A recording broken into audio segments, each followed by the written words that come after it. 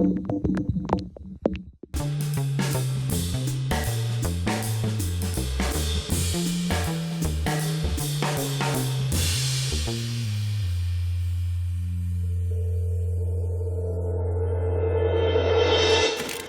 gracias, Jesús Ramírez Cuevas, por seguir aquí. ¿Cómo estás, Carlos? Mucho gusto. El asunto que dejamos ayer planteado es lo complejo que será el manejo de la información del futuro gobierno federal encabezado por Andrés Manuel López Obrador. Pero nos quedamos anoche en cómo Monsiváis llegó a colaborar en Regeneración y que yo planteé, que tengo entendido que fue determinante para enlazarlos a ti y al ahora presidente electo. ¿Cómo fue eso? Pues mira, yo colaboraba con Monsiváis desde La Cultura en México, yo hacía reseñas de libros, escribí un par de reportajes para ese suplemento del Siempre, y bueno, yo ya colaboraba en La Jornada y siempre mantuve pues un trato, una relación con Monsiváis, no digo de maestro-alumno porque Carlos nunca ejerció el magisterio, pero bueno, pues éramos amigos. Yo le decía a Jonjobais de todos los Monsis, a propósito de que dónde no escribía. Pero, ¿qué tan decisiva fue su intervención para que tú empezaras a colaborar con López Obrador? Porque, pues no solamente lo has hecho en Regeneración, sino también directamente con Andrés Manuel, ¿no? Sí, bueno.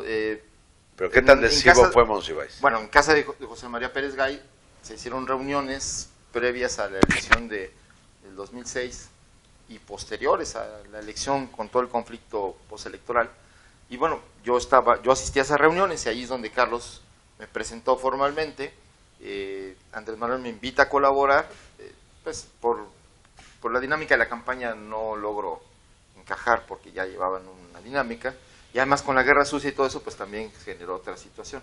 Entonces yo me mantuve cerca, pero hasta después del fraude electoral o del conflicto, pues ya de manera decisiva Andrés Manuel me llama a colaborar y yo en esas reuniones pues ya participo de manera permanente y comienzo a colaborar con él ayudando a redactar algunos textos, a participar en las reuniones políticas.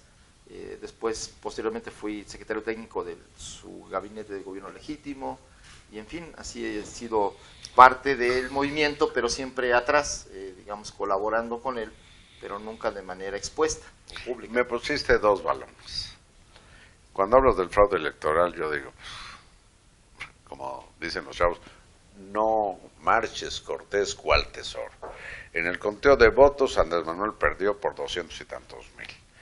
Y sí entiendo que pudo haber habido votos de priistas y de profesores del Baester en favor de Calderón, pero a la hora de la cuenta de los votos, el fraude pues nunca prosperó, como no prosperó en el Tribunal Electoral, por cierto. Bueno, ahí no vamos a discutir algo de que ya tiene 12 años, pero solamente señalar que hubo una controversia muy fuerte, sí, que hubo una movilización muy cuestionada, pero también que marcó la historia de México, que quizá ahí ahora se pueda ver en retrospectiva que ese momento fue un momento de consolidación de un movimiento que decidió ir por la vía pacífica para la transformación de México y que rindió frutos esa lucha pues precisamente el 1 de julio.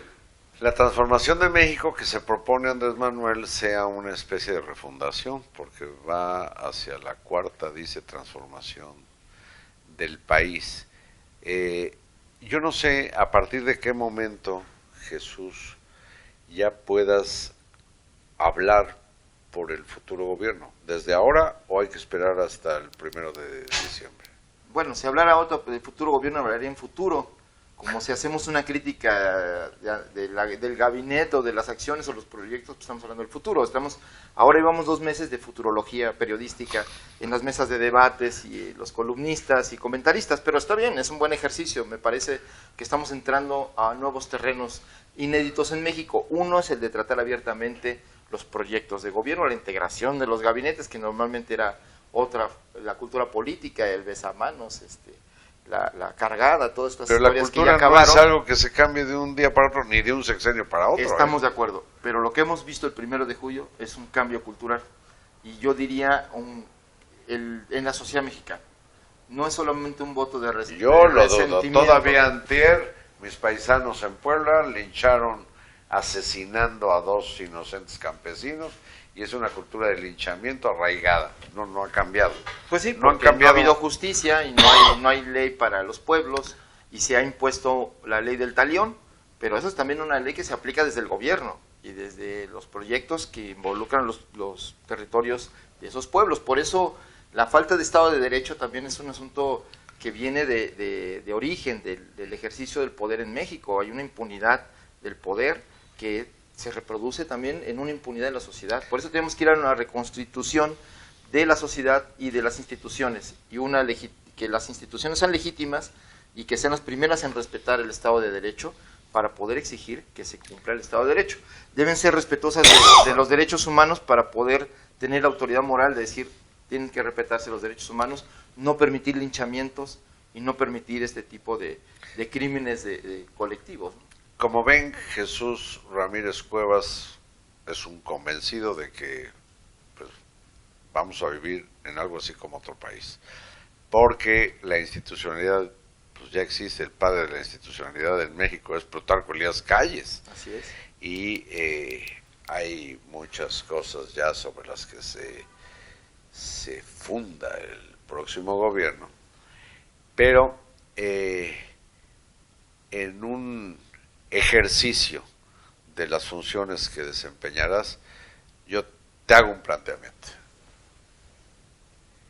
Para el aeropuerto internacional donde se construye, o en Santa Lucía, me llama mucho la atención, los estudios técnicos terminarán en una consulta, dicen, pública, por no llamar popular. Yo sometería a ver si la gente quiere que 2 y 2 sigan siendo 4, pero quitado el chiste bueno que acabo de decir, ¿y por qué no se habla de una consulta para el Tren Maya? Va a haber una consulta para el Tren Maya. Va a haber consulta para todas las obras, los 25 proyectos estratégicos, los más importantes de infraestructura, van a ser consultados con las comunidades. Ahora, mira, lo del tren se va a hacer un proceso de diálogo y consulta con por todo el trazo donde va a ir y de las regiones donde va a afectar, porque es justo y porque es importante y porque además se trata de involucrar a la población. ¿Y no primero debiera haber estudios de factibilidad y de impacto ambiental y de no sé qué antes de someter a consulta nada? No, claro que sí, pues está en ese proceso, se está haciendo el estudio. Realmente el impacto ambiental va a ser hasta mínimo porque ya hay un derecho de vía, o sea, ya hay vía del tren, sí, de tal manera que no se va a talar selva, no se va a involucrar o tocar territorio de reserva ecológica. Están las carreteras en la Ribera Maya que tienen también derecho de vía, entonces se va a utilizar el derecho de vía y de hecho pues están las vías del tren, solo va a haber cambios y ampliación. Ahí están los derechos de vía de las torres de electricidad de alta tensión de CFE, también parte de eso se va a usar como parte del proyecto. Bueno, y en cuando ese menos vamos teniendo idea sí, de lo que parecía ser solamente un buen deseo, pero se ve que sí lo están no estudiando. está pensado y se está estudiando a detalle, que esa es la parte que está en este momento del proceso, de cómo, digamos, el cambio de vías, todo eso, los 40 metros que hay de derecho de vía, para cuánto alcanza, dónde estarían las estaciones.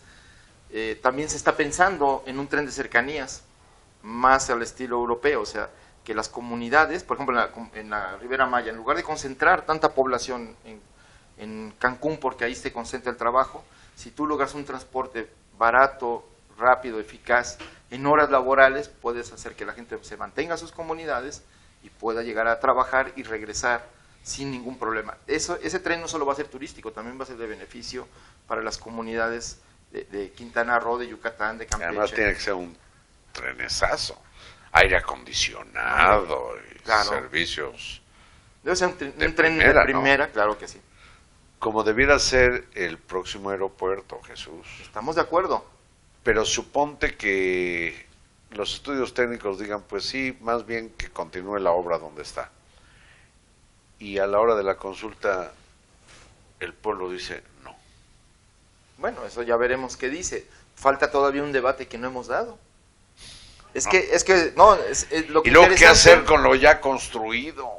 Todo eso está bien que se exponga al país. Mira, la mejor manera de construir democracia, y ahí los medios juegan un papel central, es hablar con la verdad. Entonces, el gobierno futuro de Andrés Manuel López Obrador va a hablar con la verdad, va a decir, Pero ¿tú tenemos crees estos que- problemas, pero tenemos estas opciones. Y creo que a veces, bajo el prurito de que los asuntos son solo técnicos, se ha ocultado la información a la población, se decide a sus espaldas y se hacen jugosos negocios con eso. Entonces, creo que vamos a invertir la ecuación. No está muy hecho ese machote de que todo es así. Yo creo que no. Bueno, Sinceramente, yo desearía que no Creo fuese que no. así, y si tenemos ejemplos de buenas prácticas, hay que mantenerlas. Perdón, Pero ¿cuándo? casi la totalidad de las prácticas de los gobiernos estatales, como de muchas entidades federales, las que manejan los recursos, siempre deciden de acuerdo a criterios que es no que en necesariamente son del interés eso público. nos llevaría a pensar, al cabo entre periodistas se da la discusión a todo dar. Eso me llevaría a pensar que el ingeniero Lázaro Cárdenas, Cuauhtémoc Cárdenas, cuando fue gobernador de Michoacán, todo fue negocio para el ingeniero. O que cuando Andrés Manuel López Obrador fue jefe de gobierno de la ciudad, todo fue, Cuauhtémoc Cárdenas en la Ciudad de México. Yo digo, cuando pasas por Ciudad Universitaria, piensas en qué tan ratero fue el presidente Miguel Alemán. No, piensas que tuvo visión de futuro. Sí, bueno, Ciudad Universitaria ya es patrimonio de la humanidad. Por eso digo, pero ya hay tanto construido. Yo alguna vez le dije a Fox, pues ya está hecho Chichén Itzá, Puebla, la presa de Chicoacén, y usted habla como si fuera a fundar un nuevo país. Bueno, eso le hubieran dicho a Moreno Valle, que inventó como si quisiera hacer nuevas pirámides. Pero parecen que van a inventar un nuevo país, y yo digo, ya no están en campaña, Jesús. Ojalá se apliquen más bien al trabajo, y no pueden pasar 6 años en asambleas de opinión, porque entonces no habrá obra. Por eso estamos empezando ahora. Si tú ves desde el día 2 ya estábamos trabajando. Eso sí. Entonces venimos cambiando la situación de las inercias políticas que tenemos, que heredamos. Y eso vamos a un cambio. ¿Puede funcionar? Nosotros creemos que sí, y creo que si democratizamos nuestro país, si avanzamos al debate público, si transparentamos la acción del gobierno, si hacemos corresponsable a la sociedad también de la resolución de los problemas, creo que podemos ir a un mejor país. Bueno, pues quizás es el caso en que sí, por mucho madrugar, ustedes amanezcan más temprano. Jesús, te agradezco Carlos, mucho estas mucho gusto, conversaciones. gracias. Muchas gracias. Jesús Ramírez Cuevas, quien tendrá a su cargo la información del futuro inminente gobierno federal. Muchas gracias y buenas noches.